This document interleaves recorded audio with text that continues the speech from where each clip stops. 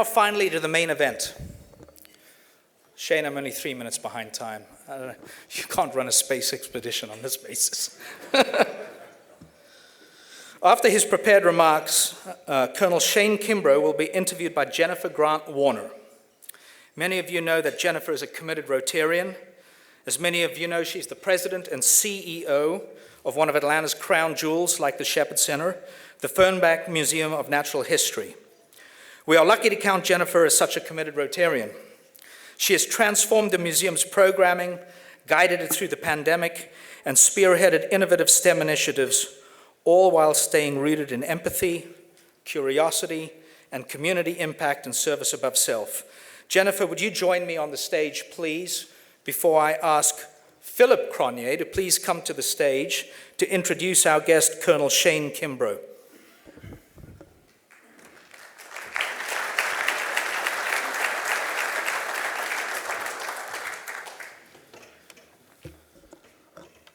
Good afternoon, everyone. It's great to be here at Rotary Sons Day, and I'm truly honored to introduce our guest today, Colonel Shane Kimbrough. Colonel Kimbrough is originally from the Atlanta area and has spent his life in service, leadership, and exploration. He graduated from the United States Military Academy at West Point, where he majored in aerospace engineering and captained the baseball team.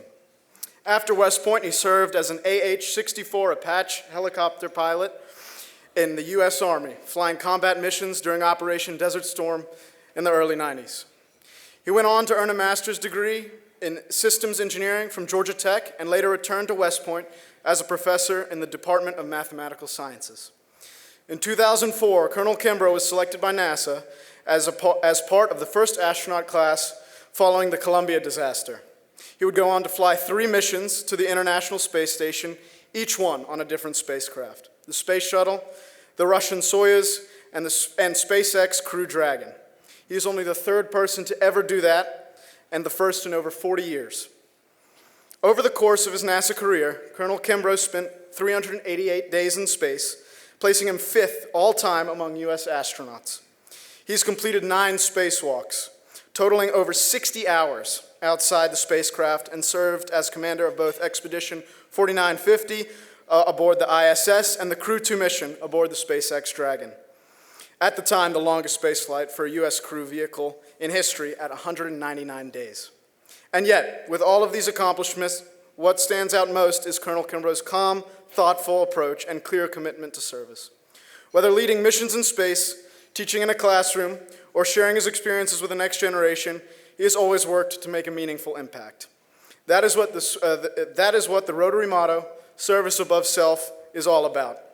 So with that, it is my pleasure to introduce someone who truly represents the best of leadership, humility, and service, Colonel Shane Kimbrough.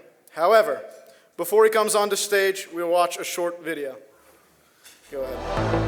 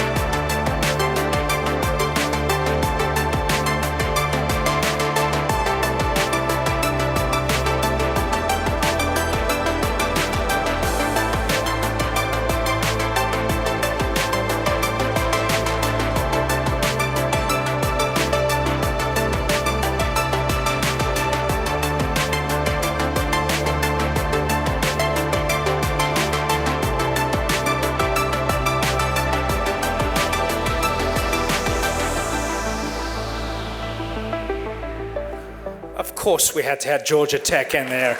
Welcome to the Atlanta Rotary Club, Colonel Kimbrough.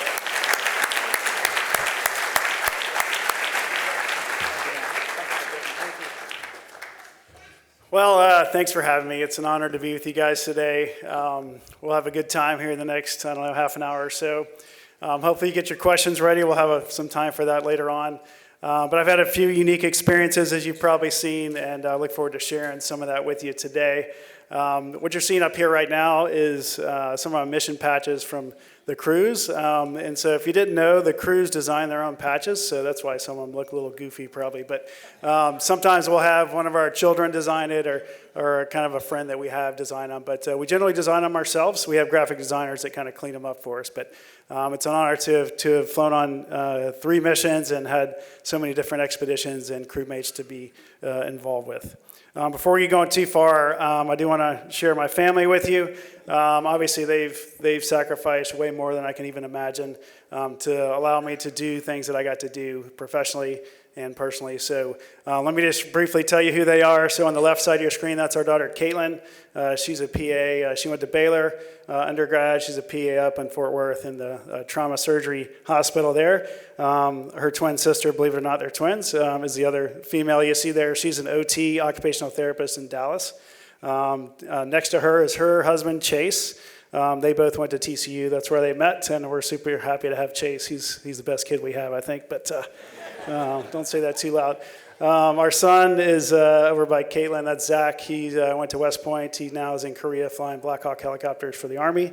And the rock behind everything is my wife, Robbie. She grew up in East Cobb, went to Wheeler, went to University of Georgia. So we have some differences there. But wonderful, wonderful people. And again, can't thank them enough, honestly, for the sacrifices they made to allow me to do what I got to do. All right, so this picture here, can I get on the portable mic, Joel? Can we do that? All right. Is it hot? Okay. All right. This will be a little better. So I just want you guys to just think of spaceflight, right? So I've got to spend a lot of time up there, as you heard before. But this environment that you're seeing here, it's things that you kind of read about or you see in a movie, but obviously I got to experience it. I hope a lot more of you get to experience it throughout your career. It is fantastic. I mean, look at that view. I took this picture out of my bedroom window of the SpaceX Crew Dragon. That's pretty stunning. I mean, you can see some stars up there. The lighting's not great in here, but just the vast array of stars is just overwhelming when you see it from that perspective. You guys see that kind of thin orange line kind of hovering above the Earth there? That's the atmosphere. So that's what protects all of us from living and dying down here. So if that goes away, we all go away. So super humbling to be looking at it like that and realizing that little thin thing is the only thing that's protecting all of us down here. It's a crazy world that we're always going 17,500 miles an hour. Pretty crazy. So at that speed, when we're going around the Earth, we go around the Earth every 90 minutes. All right, so one orbit's 90 minutes. If you think about the Earth right now, right outside, it's light on our half of the Earth. It's dark on the other half of the Earth. So guess what? Every 45 minutes, we're seeing a sunrise or a sunset, which kind of blows most people's minds down here, right? So, in a world that we're living in there, where we have 16 sunrises and sunsets every day, every 24 hours, which we don't get to experience all those because you're not looking out the window all day. But it's pretty cool, especially if you're outside doing a spacewalk. You don't just see it, but you feel it, because you might imagine the temperature is a little bit different when it's dark out versus when it's light out. And I mean really different. So when the sun's out, it's about 200 degrees Celsius, all right, almost 400 degrees Fahrenheit for 45 minutes, okay? And then as soon as the sun goes away for the next 45, minus 200 C, all right? So 400 degree temperature swing every 45 minutes. Pretty crazy. So, I mean, I think of, gosh, those incredibly smart engineers and scientists designed the spacesuit, designed every piece of the space station to withstand those temperature swings is pretty impressive. So, just a crazy world I got to be in and be a part of, and that's what I want to share with you today. Stunning views. We have some pretty cool photos and things that I'll show you here in a minute. Taking pictures of Earth became a hobby for all of us. None of us are photographers, but every now and then we'll get a pretty good shot, so I get to share some of those with you. You saw from that video some of my missions, so let me just run through those real briefly. Oh yeah, by the way, just want to make sure you guys understand. There's always some doubters out there, so I just want to make sure we get that out early. Definitely not flat, okay? All right, now on to my mission. So, and what I want to show you these pictures for, just so you see, I did get to launch on 3 different vehicles, but I also got to land on 3 different vehicles in 3 completely different techniques.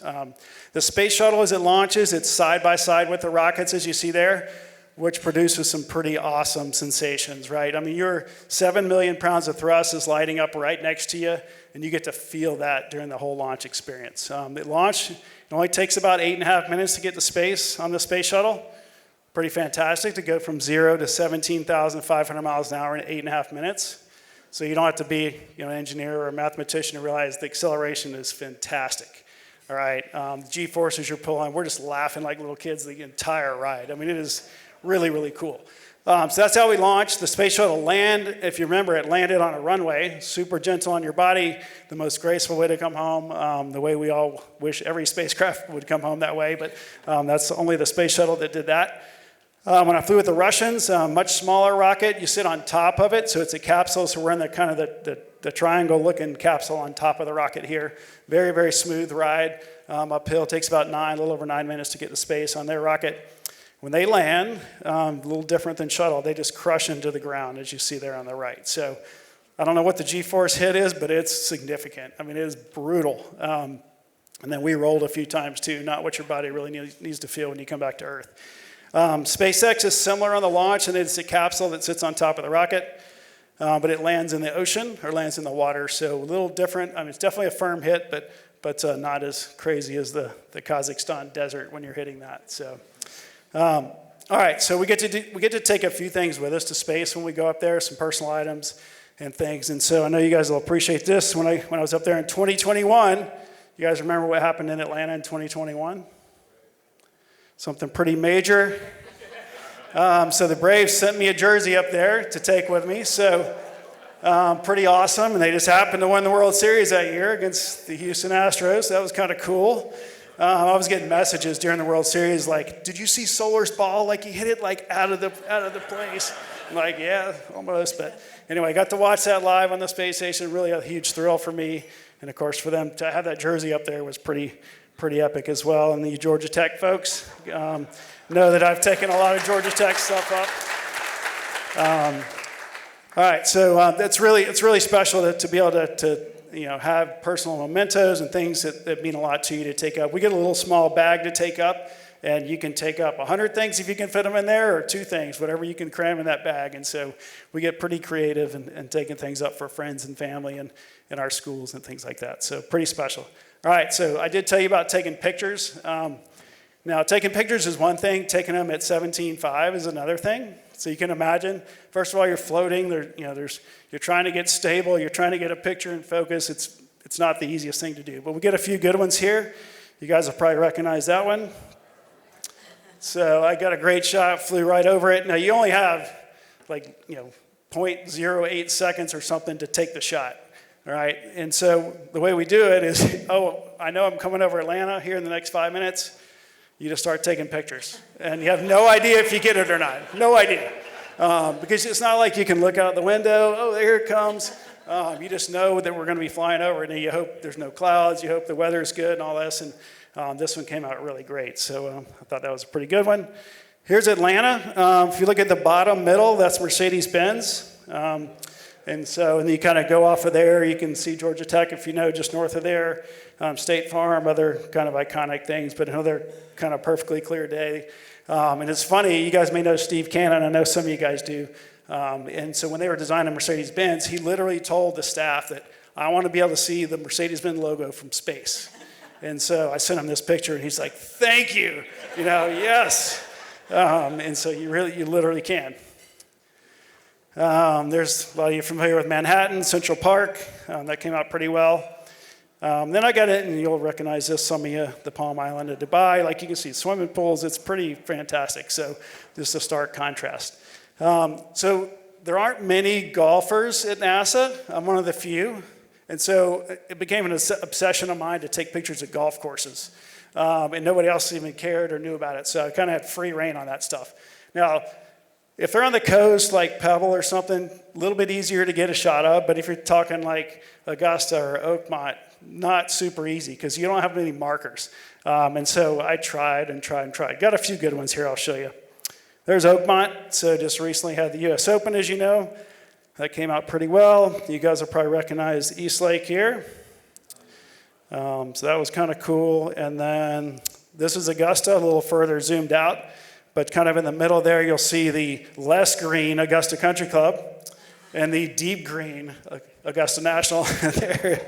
And so it was funny, in August one time, I took a picture of Augusta National in August.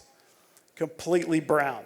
Like the whole thing was brown, and it just blew my mind. I was like, it can't be. I kept looking at it and trying to make sure it was the right place, and it was. And it's just the way they redo the course every year, but pretty fantastic to catch it in different phases.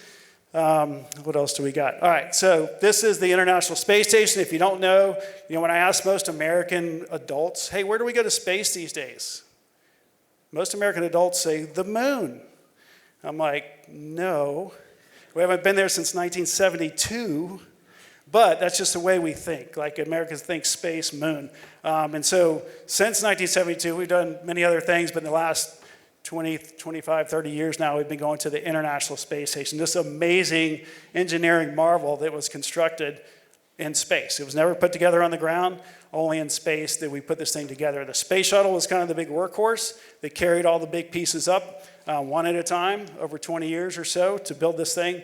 And then we used the robotic arm and other techniques with humans outside spacewalking to connect the thing and put it all together. But really fantastic. And so the solar arrays you see on the right side of your screen there, they're about 100 yards long, just to give you kind of scale and perspective.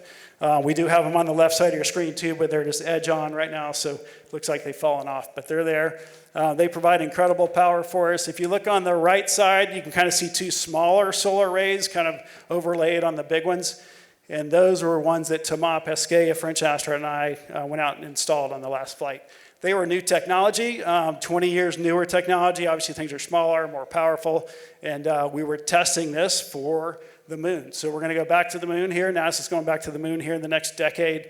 It's all about the moon, and they need solar arrays in a space station that will be around the moon. And so this is a test for those, and they're working great. So I think that's going to be a nice capability. If you look at the very top, you'll see a white spacecraft. That's the Crew Dragon spacecraft, the SpaceX vehicle that I flew up there with our crew. We attached to the space station. The livable modules are kind of right down the middle, and a few things sticking out on the sides. It's about 6,600 square feet total, which sounds pretty roomy, but when they're all modules, very small, that you can kind of touch the walls on each side, it's just different, 6,500. It's not like your house at home. But a fascinating place to live and work with multiple people from different countries, nationalities, that I'll talk about here in a minute. All right, here's my space family, so to speak. You spend a lot of time with them. There's a lot of people in this picture. Way too many, honestly. So typically the crew size on the space station is 7. 3 will come up on a Russian vehicle, 4 will come up on SpaceX. What you're seeing here is we overlapped with our previous crew, the very first SpaceX crew that flew, and then we overlapped for about a week with them before they came home, and so we kind of took this picture around the dinner table, so to speak. You see, the dinner table is very crowded, looks very unorganized, but it's completely organized.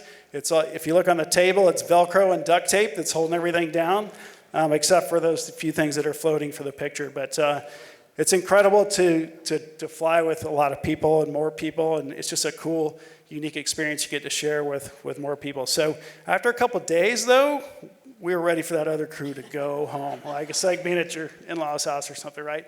So we're having guests over, and mainly because the resources on the space station are pretty limited. So there's only one toilet. There's only one workout machine. There's only all these things. And we're like, you guys got to go. Like, you've had your time here. So we helped them pack up very nicely and gently got them on their way. But still really cool. In this picture, there's French, Russian, Japanese, and American. So again, an incredible crew that I got to fly with and manage and learn all their culture. So very, very cool. Sunrise and sunsets, I mentioned that. This is a snapshot I got of one, and it happens really quick, so you got to get lucky almost in taking the picture, but again, pretty cool perspective. This will just show you kind of, there's Atlanta right there, the big white dot on the bottom. As we're coming up the East Coast, those are thunderstorms you're seeing, those flashes.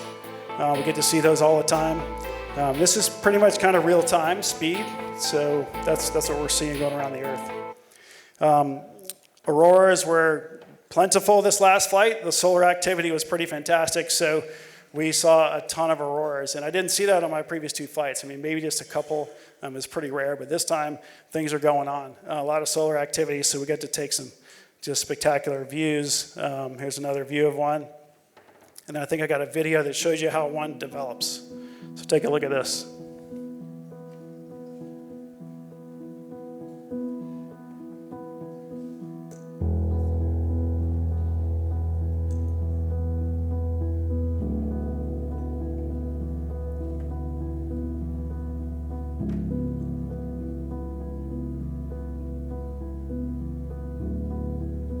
It's hard to get a lot of work done when you're looking out the window, that's for sure. That's why NASA didn't put too many windows in the spacecraft, I'm convinced.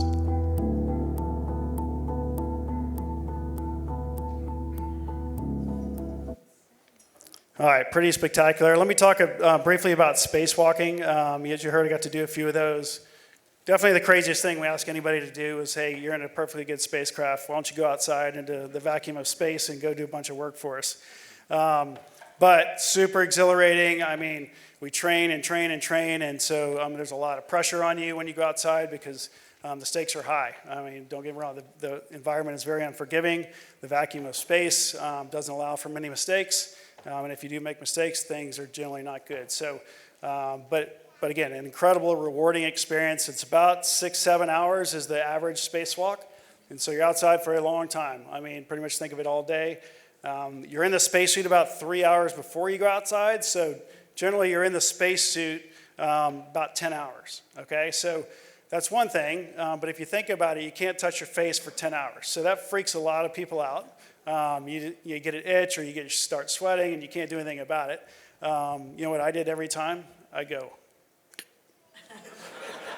idiot, like just come on, like natural reaction. But then I started laughing at myself like, come on, this is crazy. But incredible spacesuits. These things are 30 plus years old. I mean, we need a new spacesuit, but honestly, we can't figure out how to make a new spacesuit because it is super hard and challenging, very complex. Your oxygen, your carbon dioxide removal, everything's in your backpack. These things weigh about 300 pounds, the spacesuits do.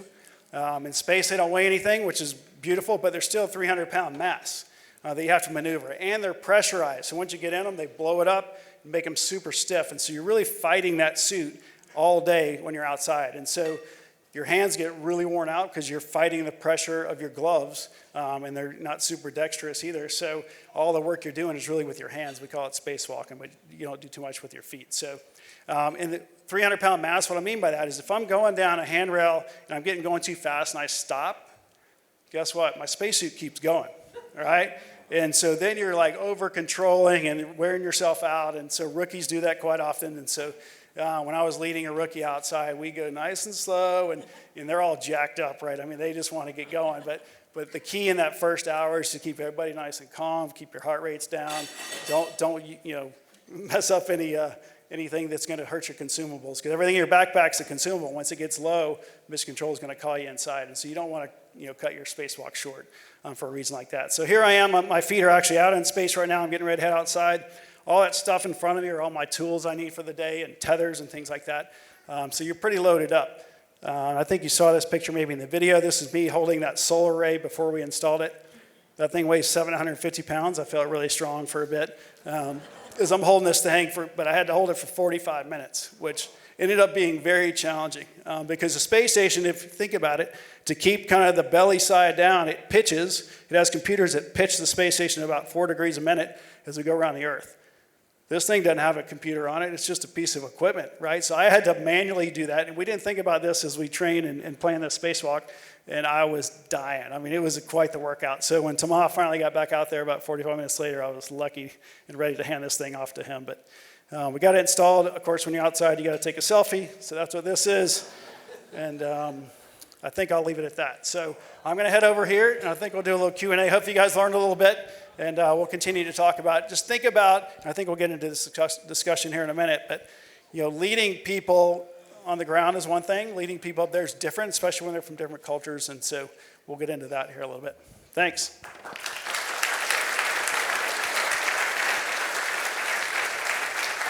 Thank you, Shane. I think the mic's working. Thank you, Shane. Thanks, Joel.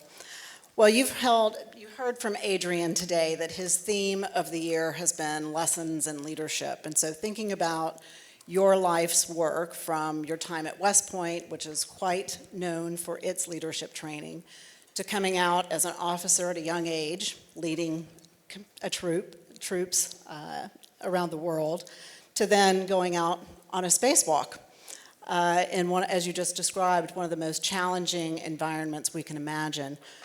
Talk a little bit, Shane, about your lessons in leadership and what makes someone a great leader, especially in those more challenging, high-pressure environments which you've experienced. Yeah, I mean, there's a laundry list of things that most of you have all heard about being a leader, right? And all those apply, don't get me wrong, set an example, things like that. A few things that really stand out to me, and y'all were talking about it earlier, is being selfless. Thinking of others first. It sounds simple, it's not easy to do, but I found once you do that, and it kind of becomes your habit, it's actually easy. Like it becomes part of your DNA, and if you just do it over and over, and it becomes who you are. And so to me, that's very big. Your team notices it. They thrive off of it if they know you're not out for yourself. So I encourage you to be selfless, thinking of others first. Being present's another one. Sounds simple, but just being there, and I learned almost all this stuff in the Army, right, when I was leading young soldiers and warrant officers in the aviation world. But being present, like when you're in my case, when my crew chiefs were working late to fix a helicopter that was broken, most officers just take off and head out. And I realized just hanging out and being with them. I wasn't doing anything productive, maybe handing them a wrench or something, but just being present really gained their trust. And so I encourage you as leaders to just be present. You're not going to always be able to be there, but when you can be there, be there. And don't be, on your phone, while you're there. Be present mentally. And that's a good parent lesson as well, right? When you're home, be home and be present. In the Army, we had a term called you got to be technically and tactically proficient. So you got to know your craft. You got to know your stuff. You don't have to know everything, but you got to be squared away enough that they're going to trust that you know what you're doing. And then lean on your people. Learn from them. Like if we're in the motor pool changing a tire or whatever on a vehicle, I didn't know how to do that. So I would ask this private, and boy, they just lit up and would love to teach me how they were doing whatever, right? And so I learned a lot through my soldiers in the Army. And all these things transferred over to being a leader at NASA as well. We can go on and on. Being fair and consistent as a leader, I think, is very important as well. What I realize is you can't treat everybody the same. You can't lead everybody the same. And that's a hard thing for young leaders to learn. And so, but you got to be fair and consistent. And if you're that, I think everybody underneath you on your team or your company can't ask for any more if you're being fair and consistent across the board. So those are a few things. I could go on and on, but I think we have other questions to get to, so we'll leave it at that. Well, Shane, I'm sure everyone is wondering, and I bet we have some aspiring astronauts, or I know certainly some folks who want to be flying in the skies in some way.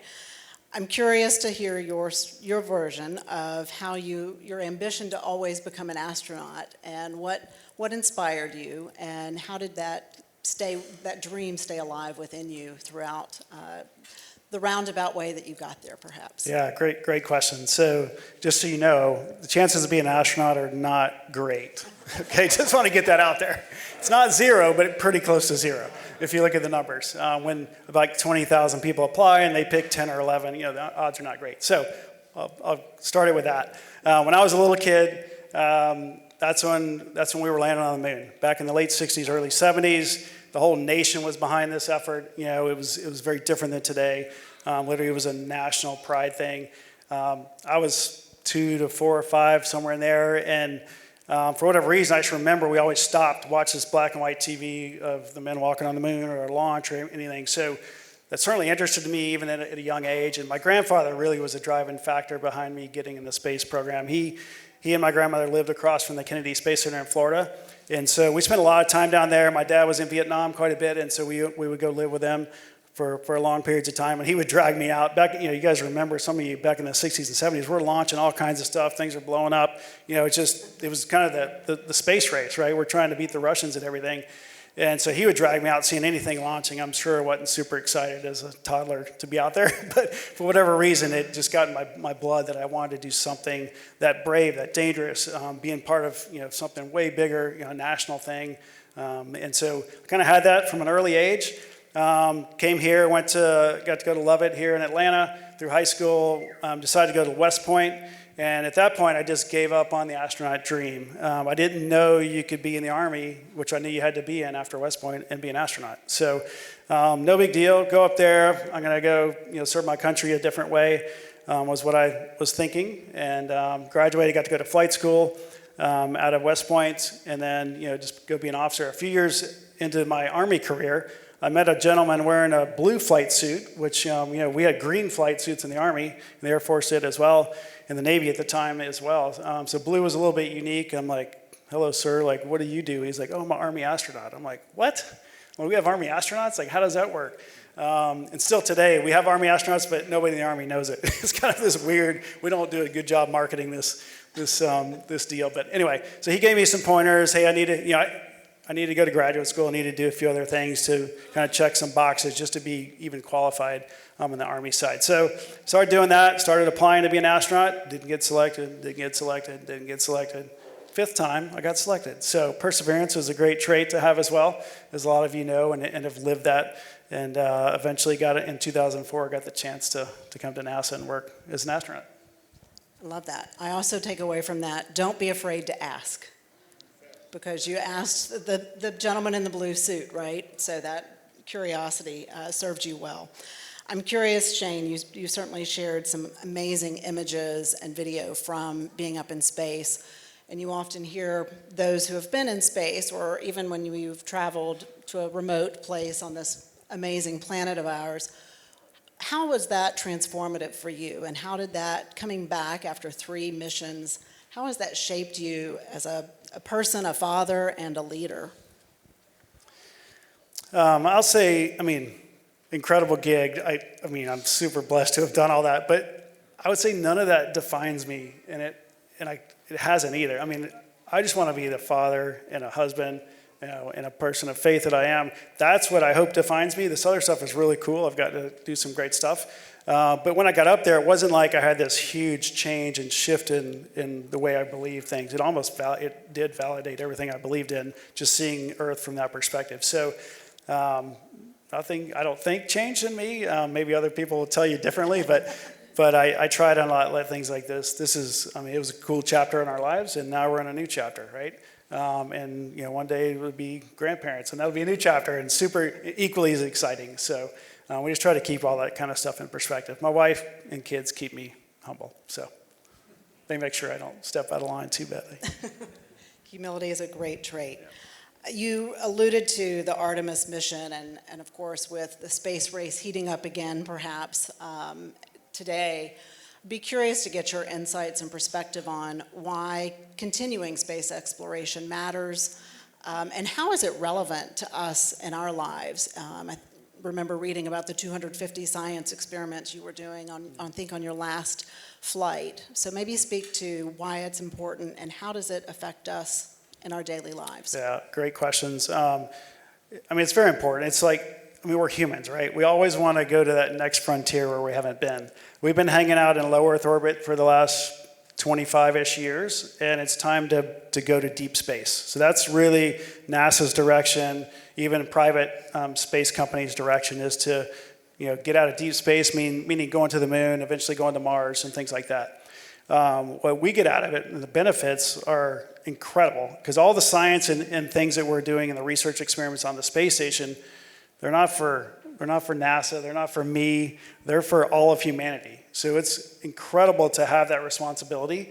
And medical experiments that we do, and medication formation experiments that we get to do are truly going to come back and help people here on Earth. The cancer research we're doing, researchers love that platform because when you take the variable of gravity away, things happen a lot quicker, things grow quicker, they can get their data a tenth of the time in a lot of cases than they can here on Earth. So it's a great platform for us. And by the way, all those experiments we're doing, they're not ours. They're from researchers all over the world. And they just show up and we get to kind of perform the experiment and help them out. Most of the time, they're actually talking to us while we're doing it so we don't mess up their last decade worth of work, which is very helpful because we have done that in the past, unfortunately. And so, again, it's such a big picture, and I'm U.S. military, love our country dearly, but when you're on the space station, you're not just serving the United States of America, you're serving all of humanity. So, and as we go to the moon and Mars eventually, that'll be an international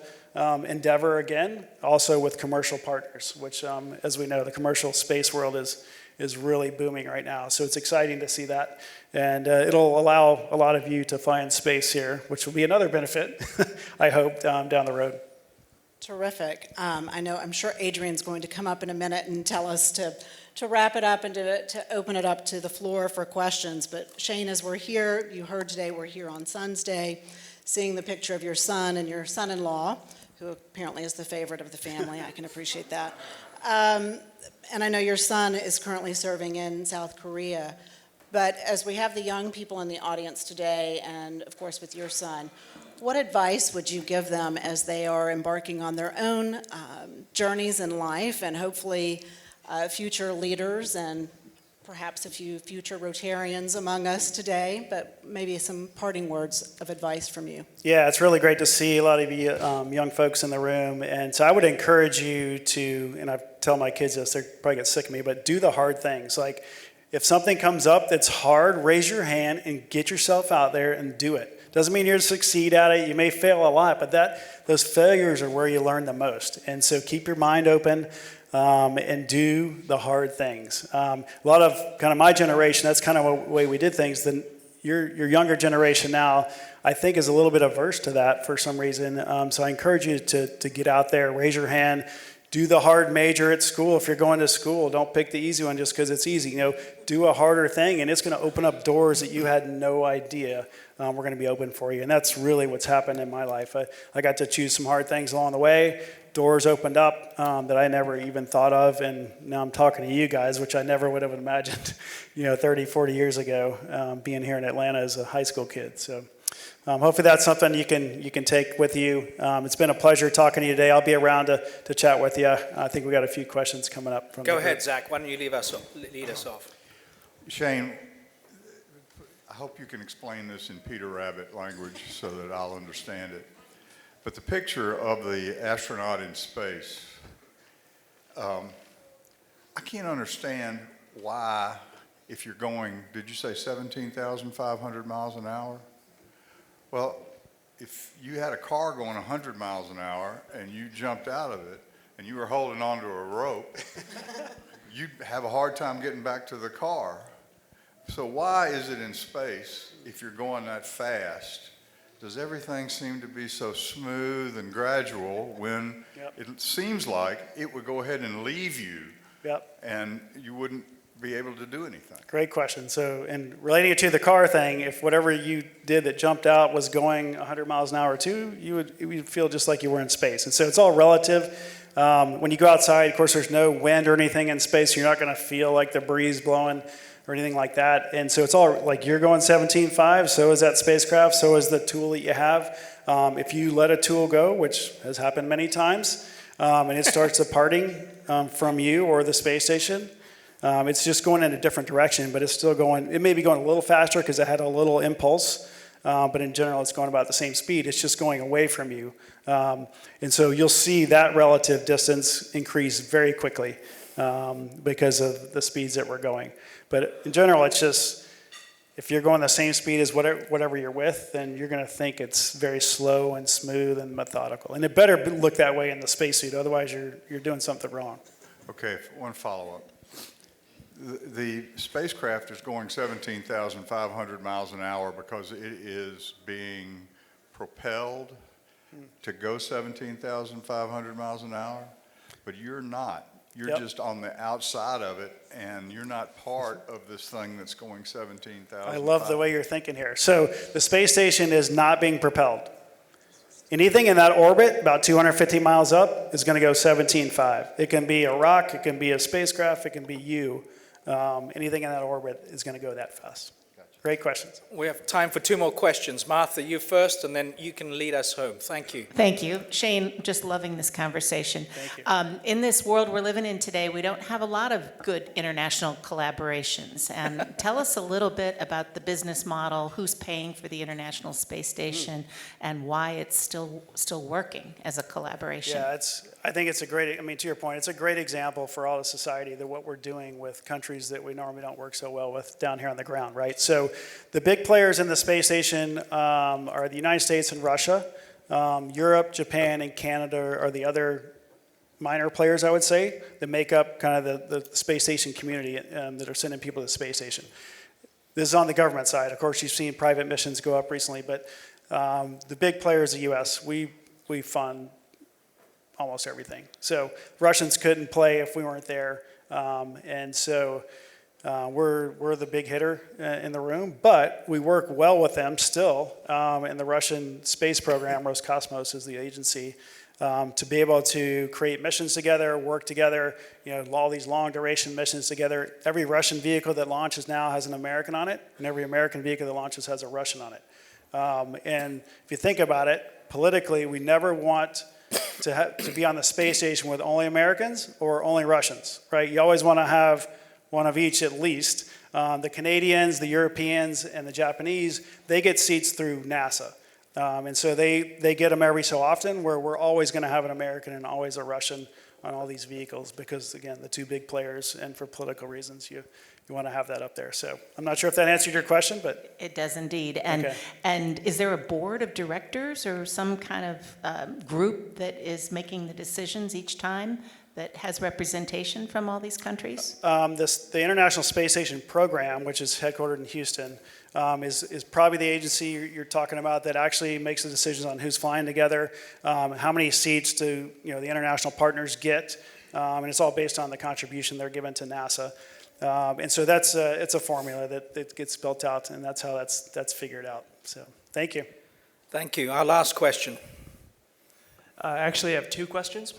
Last question. Solid. Just kidding. Solid I have play. one quick question and then a deeper question. So firstly, when you're on the space station, are you looking up or looking down at satellites? At satellites. So it depends on your body orientation. There's no up or down on the space station, so you could be upside down, right side up, and talking to your buddy. It's completely normal. So satellites in general, if you think at the top of the space station, you'd be looking up. But again, it's all relative to the body position you're in. We're about 250 miles above Earth all the time. The satellites are in the 800 to thousands of miles away, so they're way above us, which is where a lot of the space debris hangs out. Thank goodness. Every now and then something will come through our altitude, but generally it's up there higher. Okay. You mentioned that, so you said something I found really interesting, that your faith was really integral to you going up and coming home.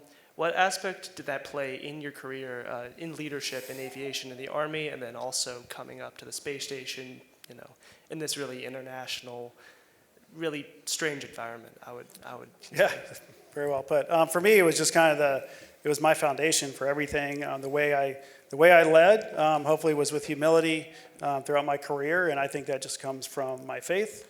And I wasn't up there evangelizing to my crew or anything like that. That was probably not the right thing to do, although some people have tried it. It didn't work out so well. But just seeing the way I act and behaved interests a lot of people. And be like, hey, you're a little different about this. Like, why are you different in this way? And I got to do several events on the space station with some organizations down here on the ground, and it caused a lot of interesting conversations around the dinner table because of it, because of my faith. So it was pretty cool.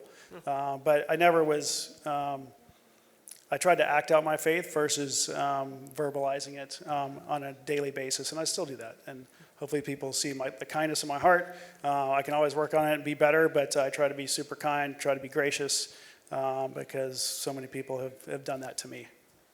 Thank you. Thank you for that profound question. Jennifer, thank you for leading us in that discussion. Shane, thank you for your service and for representing Atlanta so well. As I was listening to you, here's the challenge, Club. As space travel becomes a reality, let's get the Atlanta Rotary Club flag up there rather than Georgia Tech. Who's going to be the first member to do that? And sons, I hope you took away 3 key messages that I heard. First of all, think twice, or better still, choose not to dive. Think twice. Philip, be present. Get off your phone. I'm just kidding. And ask the hard questions. Be curious. So I hope that all resonated with you all. There's going to be no Rotary next week as we observe Independence Day, but as Kathy said a moment ago, on July the 14th, her new year will start with a good friend of this club, Frank Blake. So we all look forward to your presidency. Good luck, and for my last time, this meeting is adjourned.